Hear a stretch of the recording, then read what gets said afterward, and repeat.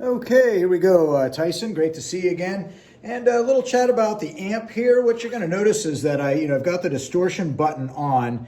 And what I've noticed here is that if I go to about 3 right there, and then I keep my volume maybe about halfway up on my guitar, I can do some nice little finger picking thing.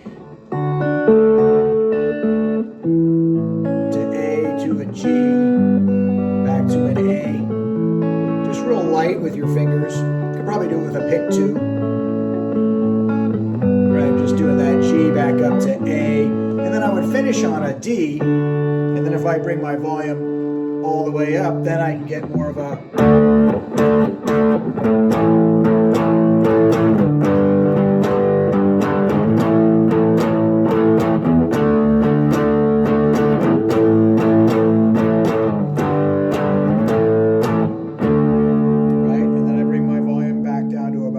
Let some of that die off a little, then I'm back to.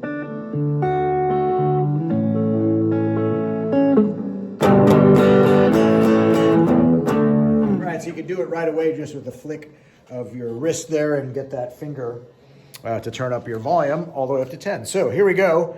I'm going to do some other stuff here and talk about the way you can move around the guitar without needing a capo necessarily, right? So the first example is right here with this, and I think for the moment, let me take the distortion off. There we go. So just to have a clean sound at first, and then it doesn't really matter. You could just hear this a little better maybe. So the only thing I'm doing right here is really just focusing on those 3 notes, and I'm borrowing it from the F, right? There's the F chord. Then I'm going to a G, and then I end up at an A. And then what I can do at first is I can take this finger, flatten it, then that's like doing a D, right? Up to an E, then back to a D, and then you're back to the A again.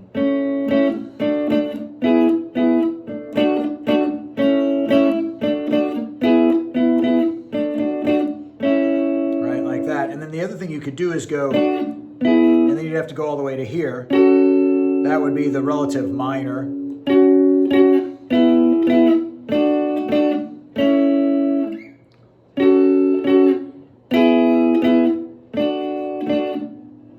So there's just one thing to consider, and you can move that anywhere, right? So if somebody couldn't sing that high and they needed to move down to a G, let's say, then you would do... that A minor, kind of borrowing again from the A minor shape. Right, so that's like an E minor, D, C to G. So that's just like a real typical thing you would do. Now going back up to here, I'm going to use the Bubbly from Colby Calais and from Ozzy Osbourne. It's actually the same progression, but played differently. The Ozzy Osbourne is more of a rockin'.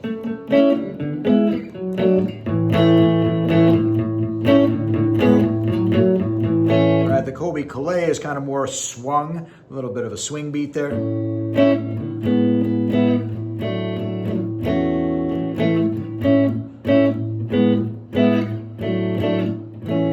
Now what you're doing in this case is borrowing from the D shape to do the E. So there's the A at first, then I do this, which is sort of like doing the D shape, but then I bring this finger up here, and then having that A ring out. Yeah, you can hear that's just a really nice sound. Then you can do the same thing by moving that same position down. It's like a D chord, but you're bringing your middle finger up, and then your ring finger goes up 2 above the pointer, 1 above the middle, and then you're almost home. So. And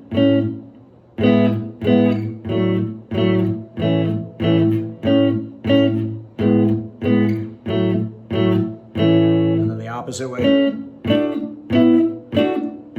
then down. And there you go. So there's just a little take on that. These are just different chord shapes that you can use up the neck, and then that way you really don't need a capo. And playing electric, you'll find that, when you're playing acoustic chords, it's much easier just to do the regular strumming down here, right? But if going up here, it's really hard to like bend notes and do those fancier things that are easier to do on an electric. And so there you go. There's just a little taste of that stuff. And, you know, and then when you get those pedals and you get that, I believe you said you got a Les Paul guitar coming. When you get that coming, bring all that stuff in and we'll dial in all those pedals and figure out how all that works. All right. Take care.